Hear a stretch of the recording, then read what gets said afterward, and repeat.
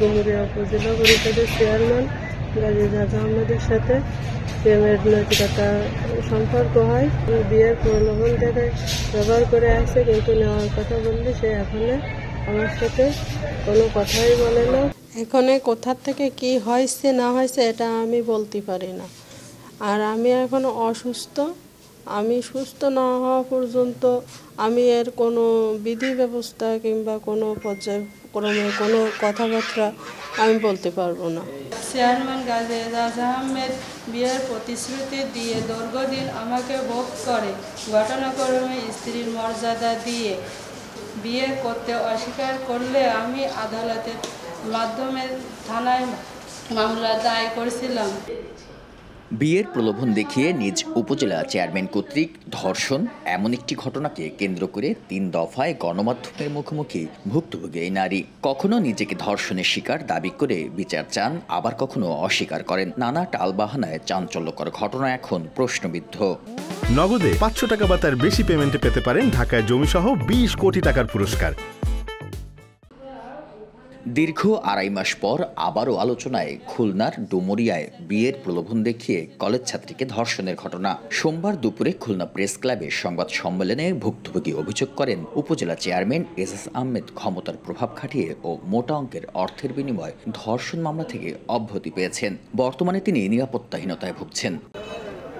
গত ৬ মার্চ খুলনা নারী ও শিশু নির্যাতন দমন ট্রাইব্যুনাল ১-এ এজাজ আহমেদের বিরুদ্ধে ধর্ষণ ও অনুসারীদের বিরুদ্ধে ভুক্তভোগীকে অপহরণের অভিযোগে থানায় মামলার আবেদন করেন তার খালাতো ভাই। পরে ৮ মার্চ আদালতে জবানবন্দি দেন ওই নারী। কিন্তু ভুক্তভোগী নারীর দাবি প্রভাবিত হয়ে লুকিয়েছেন আসল ঘটনা। এক সপ্তাহ বিয়ে করে প্রতিশ্রুতি দিয়ে আমাকে মামলা তুলে নিতে বলেন। নিরুপায়ে আমি তাকে আবারও বিশ্বাস করতে শুরু করি।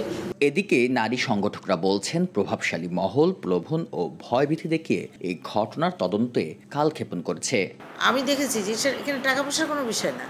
এখানে হচ্ছে যে ওই ছেলেটা ওকে প্রলোভন দেখিয়েছে, ও চেয়েছিল যে আমি এরকম একটা মানুষকে বিয়ে করবো, ব্যাস এই জন্যে ও কিছুটা ইনডিসিশনে ভুগেছে। পরে যখন ভাই টর্চার হচ্ছে, নিজে টর্চার হচ্ছে, তার আত্মীয়স্বজন পালায় বেড়াচ্ছে, তখন আরও একদম অ্যাডামেন্ট হয়েছে যে না, আমার এর বিচার চাই। তো ওই জন্যই আসছে আমাদের কাছে। আমি চাচ্ছি যে এই বিষয়টা আবার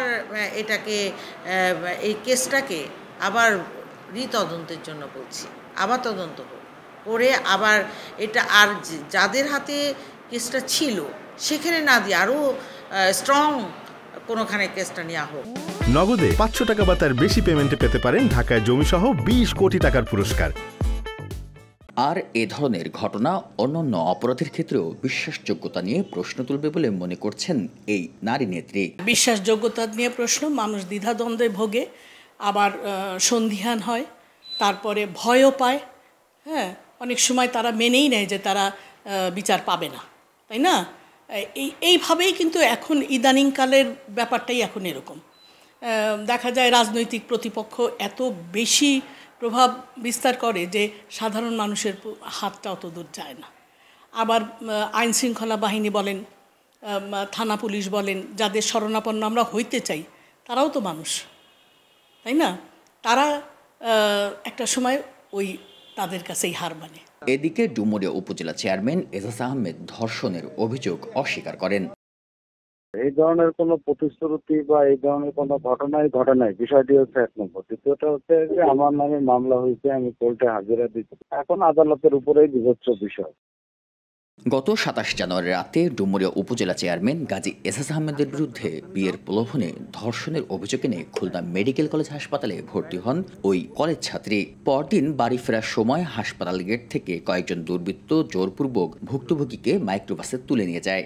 দীর্ঘ ৭ ঘন্টা পর পুলিশের চাপে মাইক্রোবাসটি ওই নারীকে নিয়ে সোনারাঙ্গা থানায় হাজির হয়। তবে সে সময় অভিযোগের বিষয়টি অস্বীকার করেন ভুক্তভোগী। তবে ৬ মার্চ খুলনার নারী ও শিশু নির্যাতন দমন ট্রাইব্যুনাল ১-এ ধর্ষণ ও অপহরণের অভিযোগে মামলার আবেদন করেন তার খালাতো ভাই। তদন্ত শেষে গত ২৫ এপ্রিল পুলিশ আসামিদের অব্যাহতি দিয়ে আদালতে চূড়ান্ত প্রতিবেদন দাখিল করেন বলে অভিযোগ ভুক্তভোগীর। বেলাল হোসেন সজল, সময় সংবাদ, খুলনা।